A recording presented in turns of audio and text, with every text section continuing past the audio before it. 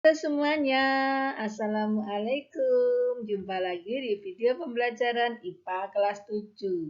Pada video kali ini yang akan kita bahas adalah organisasi kehidupan mengenai sel dan fungsinya. Masih dengan Amelia Sain bersama dengan Wici Utami. Wow, ada donat. Pasti kalian pernah kan makan donat? Apa saja bahan penyusun donat? Bahan penyusun donat antara lain tepung terigu, telur, gula, ternifan, sedikit garam, susu, kentang, meses, dan coklat. Apa kaitannya donat dengan organisasi kehidupan?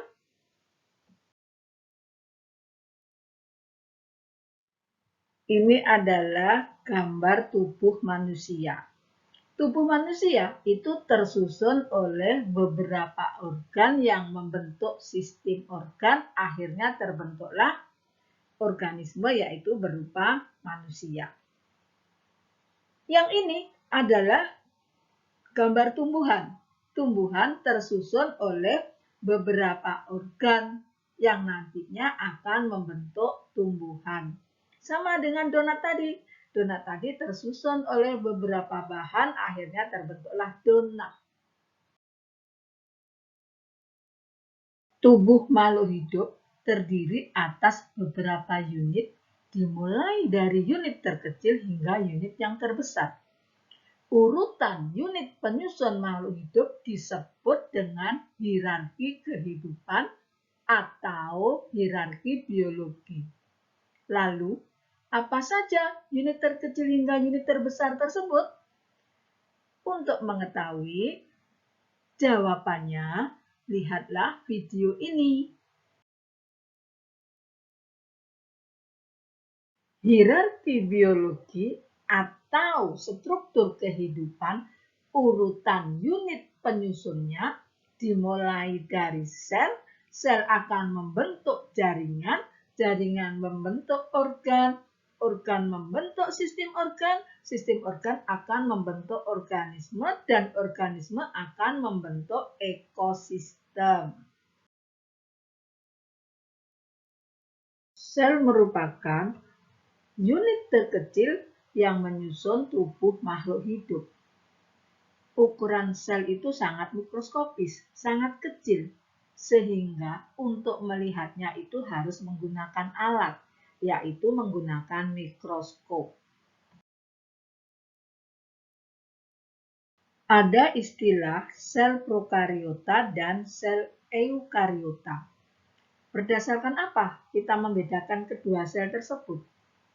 Sel prokariota itu memiliki inti sel yang tidak diselubungi oleh membran inti.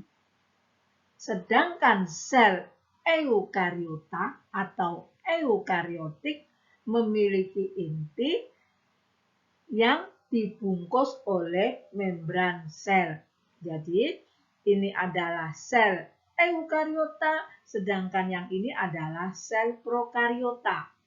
Yang membedakan adalah keduanya ini intinya kalau prokariota tidak bermembran, sedangkan eukariota dia bermembran.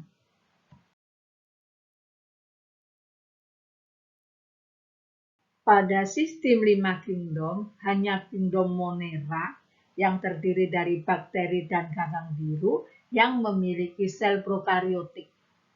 Sedangkan yang termasuk kingdom Protista, fungi, plantae, dan animalia memiliki sel eukariota. Ada makhluk hidup bersel satu yang disebut dengan uniseluler dan ada makhluk hidup bersel banyak atau multiseluler. Bagian-bagian sel. Ini adalah gambar sel hewan dan gambar sel tumbuhan. Adapun organelanya atau bagian-bagiannya ada membran sel, kemudian ada sitoplasma, Ada retikulum endoplasma, lisosom, vakuola, mitokondria, badan Golgi, kemudian ada nukleus dan ada nukleolus. Sedangkan bagian daripada sel tumbuhan ada dinding sel, ada membran sel, badan Golgi, vakuola, mitokondria, retikulum endoplasma, kloroplas, nukleus, dan nukleolus. Sel dibagi menjadi 3 bagian utama, yaitu membran sel. Pada tumbuhan ada dinding sel, sedangkan pada sel hewan tidak ada dinding sel. Ada sitoplasma yang berfungsi mengatur pertukaran substansi zat dan melindungi bagian dalam sel. Ada organel-organel sel, kemudian ada inti sel atau nukleus.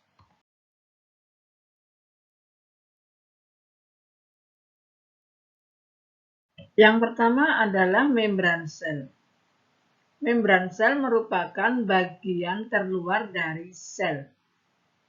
Pada sel tumbuhan terdapat dinding sel yang berfungsi melindungi bagian sel yang terletak lebih dalam, memperkokoh sel, mencegah agar sel tidak pecah, dan menjadikan tempat berpindahnya air dan mineral. Yang kedua adalah sitoplasma. Sitoplasma terdiri dari 2 bagian, yaitu bagian luar ektoplasma dan bagian dalam endoplasma. Sitoplasma dapat berbentuk cair atau gel dan berperan penting dalam transportasi zat makanan. Di dalam sitoplasma terdapat organel-organel sel yang memiliki fungsi tertentu. Yang ketiga adalah inti sel atau nukleus. Merupakan salah satu organel terbesar yang dilindungi oleh membran nukleus. Di dalam nukleus ada nukleolus. Nukleus berfungsi sebagai pusat pengatur seluruh kegiatan sel, mengendalikan reproduksi sel, dan mengatur sintesis protein. Yang keempat adalah retikulum endoplasma. Merupakan organel yang berbentuk saluran-saluran yang terhubung dengan inti. Retikulum endoplasma memiliki fungsi antara lain berperan dalam transportasi zat dan tempat menempelnya ribosom. Yang kelima, mitokondria merupakan organel sel yang berbentuk kapsul dengan saluran lekuk pendek di bagian dalamnya. Mitokondria dilindungi oleh membran rangkap. Adapun fungsi mitokondria yaitu untuk respirasi sel dan untuk pusat pembangkit tenaga. Organel yang keenam adalah badan Golgi. Badan Golgi merupakan organel yang berbentuk bulatan yang memiliki fungsi sebagai berikut. Yang pertama, berperan penting dalam sekresi zat. Yang kedua, sintesis lisosom. Yang ketiga, membentuk membran plasma. Dan yang keempat, membentuk dinding sel. Sedangkan yang ketujuh adalah ribosom. Ribosom merupakan organel sel yang terdapat di sitoplasma dan menempel di retikulum endoplasma kasar. Ribosom memiliki peran penting untuk sintesis protein. Organel yang ke-8 yaitu lisosom.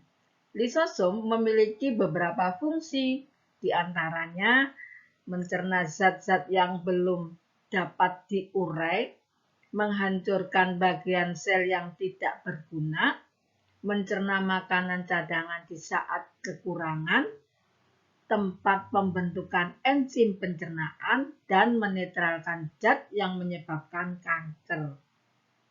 Yang ke-9 adalah plastida. Plastida merupakan organel yang khas pada tumbuhan sebagai tempat pigmen warna. Plastida terdiri dari beberapa bagian seperti kloroplas dan leukoplas.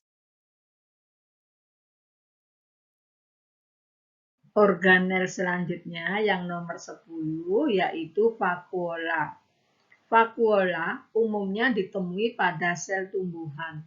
Vakuola merupakan organel yang berfungsi sebagai tempat penyimpanan cadangan makanan sekaligus menyimpan zat-zat yang akan diekskresikan.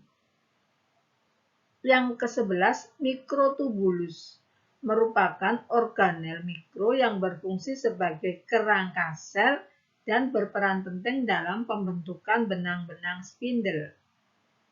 Yang nomor 12 adalah mikrofilamen, merupakan benang-benang filamen halus yang mempengaruhi kontraksi sel. Di akhir video pembelajaran ada beberapa soal yang harus kalian kerjakan ya. Ini ada 10 soal. Mudah-mudahan setelah kalian memperhatikan, kalian mendengarkan penjelasan tadi, semoga bisa mengerjakan soal ini. Demikianlah video pembelajaran kali ini. Semoga bermanfaat. Di akhir kata, wassalamualaikum warahmatullahi wabarakatuh. Bye semuanya.